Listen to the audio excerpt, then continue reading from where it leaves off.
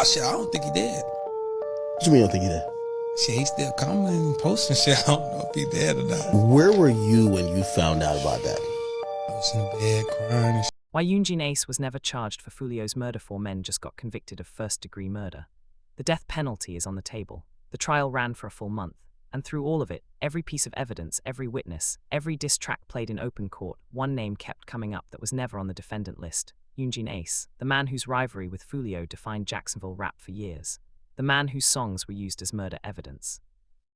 The man the Jacksonville Sheriff's Office openly investigated and never charged. While 4 people face the possibility of execution, Ace is still free, still releasing music, still breathing. So today we are going to break down exactly why. We are going to go all the way back to where this beef started, walk through the night Foolio died, explain what came out during the trial, and answer the question everyone is asking.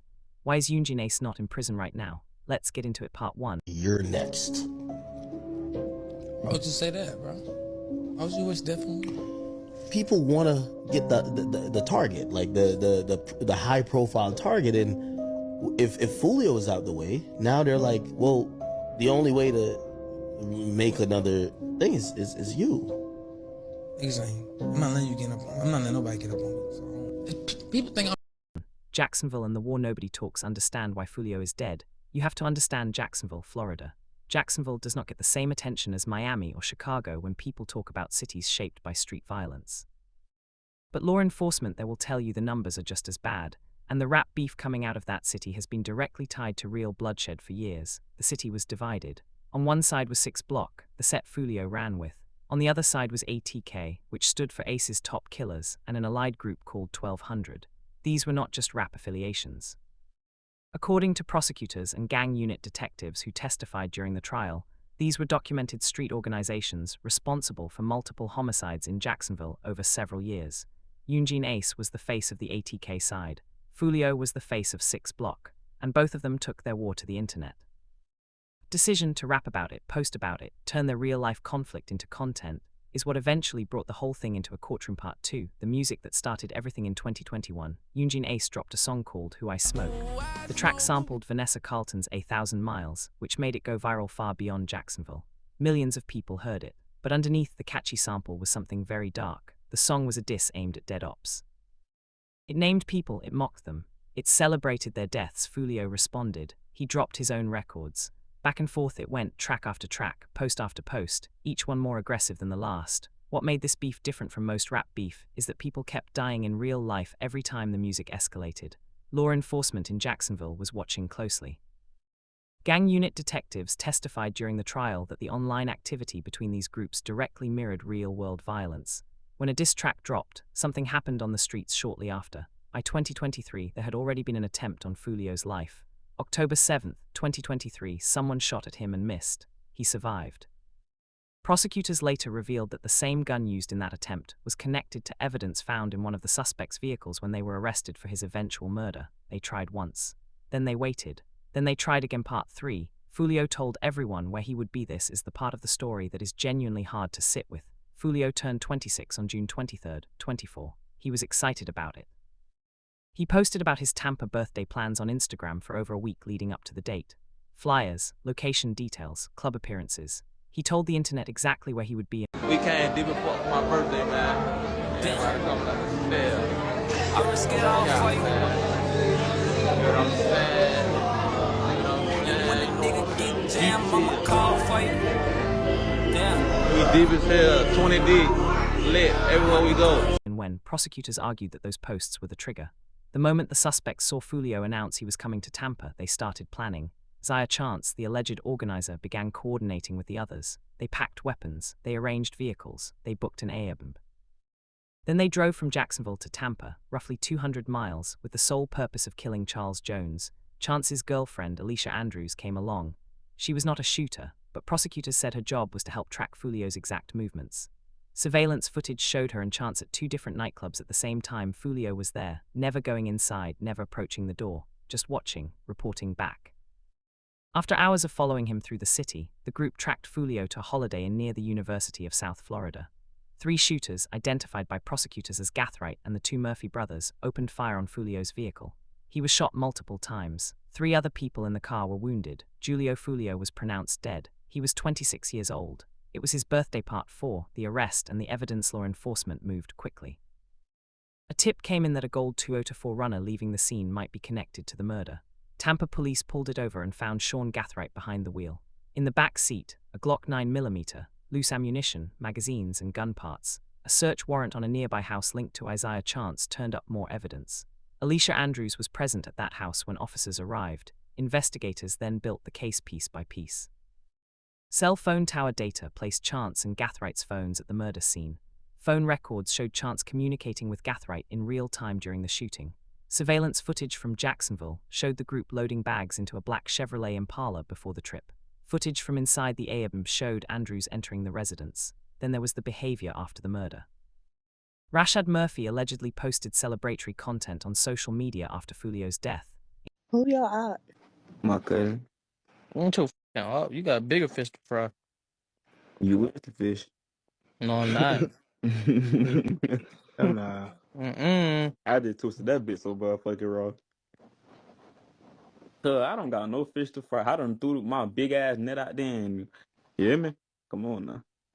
Keep Hello. talking, Phil. Including a reference to Tom Brady and Bill Belichick celebrating a Super Bowl win. Another post-raid, Hate Me Kindly. Davian Murphy, caught on camera in an interrogation room after his arrest, acted out a shooting motion after the detective left the room. The jury saw all of it. After 8 hours of deliberation, they came back with guilty verdicts on all 4. Part 5, where Yungeen Ace fits in. Now here is the part everyone wants to know about. Yungeen Ace was not one of the 5 defendants. His name was not on the indictment, but his presence was felt throughout this entire case. During opening arguments, prosecutors played Game Over, a Yungeen Ace track released just 5 days after Foolio was killed. 5 days. The lyrics appeared to reference the murder directly.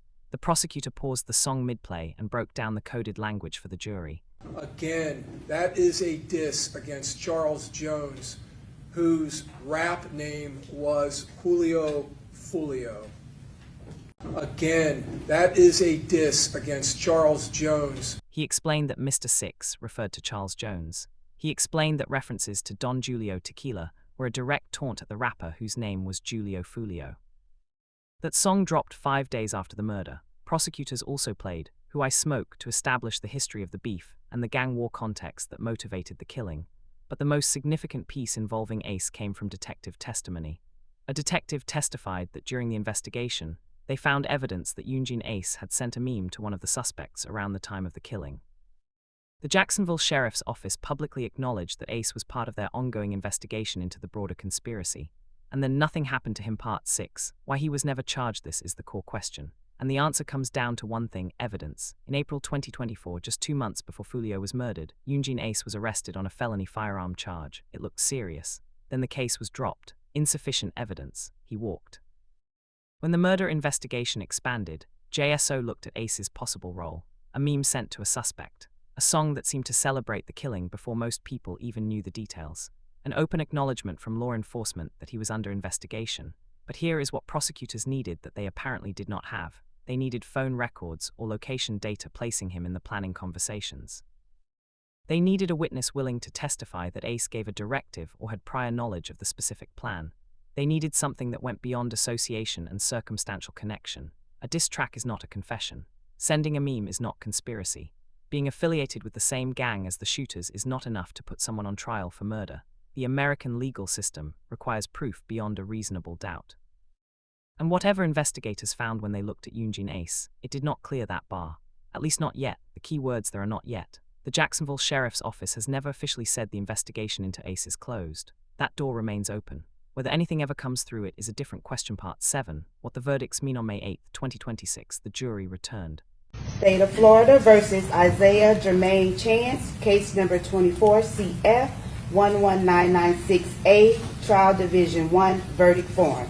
We, the jury, finds as follows as to count 1, victim Charles Jones. The defendant is guilty of first-degree murder as charged. Did the state of Florida prove beyond a reasonable doubt the defendant was a member or an associate of a criminal gang during the commission of the offense? Yes. Did the state prove beyond a reasonable doubt the defendant committed the crime for the purpose of benefiting, promoting, or furthering the interests of a criminal gang? Yes. We, the jury, finds as follows as to count 1, victim Charles Jones. The defendant is guilty of first-degree murder as charged. We, the jury, finds as follows as to count 1, victim Charles Jones. The defendant is guilty of first-degree murder as charged. In the state of Florida versus Davion Vershad Murphy, case number 24CF 11996E, Trial Division 1, verdict form. We, the jury, finds as follows as to count 1, victim Charles Jones. The defendant is guilty of first-degree murder as charged. Zaya Chance, guilty of first-degree murder. Sean Gathright, guilty of first-degree murder. Rashad Murphy, guilty of first-degree murder. Davion Murphy, guilty of first-degree murder. Gathright reportedly broke down in tears when the verdict was read. Officers had to approach him in the courtroom. This was the same man who had allegedly tried to escape an interrogation room days earlier, footage that went viral during the trial. Another defendant had been removed from the courtroom in handcuffs earlier in the trial after an outburst. One was caught on camera apparently laughing during testimony. The behavior throughout was chaotic. Alicia Andrews, tried separately in October 2025, was convicted of manslaughter. Her sentencing is currently on hold because her attorneys successfully had the original judge removed for alleged bias. That fight is still ongoing. All 4 main defendants now face either life in prison or the death penalty. Because Florida law only requires 8 out of 12 jurors to agree on a death recommendation, not a unanimous vote, the penalty phase is very much in play part 8. The bigger picture here is what this case really is when you zoom out. This is a story about what happens when real street conflict and the internet collide. Foolio announced his birthday plans publicly. The people who wanted him dead used that information to find him. A diss track released 5 days after his murder may have been playing in a courtroom because it contained what prosecutors believed was a coded celebration of the killing. Music that started as expression became evidence. Instagram posts that were meant to build a brand became a target for law enforcement. A birthday announcement became a death notice. And through all of it, the questions about who truly orchestrated this, who made the call, who gave the green light, who knew before those 4 men got in that car, may never be fully answered. Yungeen Ace has not been charged. That is a legal fact. Whether it is the full truth of what happened is something only the people involved actually know. What is clear is that Jacksonville lost another rapper to a war that has been going on for years. 4 men are going to spend either the rest of their lives in prison or be sentenced to death. And that a 26-year-old who just wanted to celebrate his birthday never made it home. 4 guilty verdicts, a 5th conviction, a penalty phase that could end in execution, and one name that ran through this entire case that was never put on trial. That is the Foolio murder case in full. If you want the complete verdict breakdown with everything that came out of the trial, that video is right here.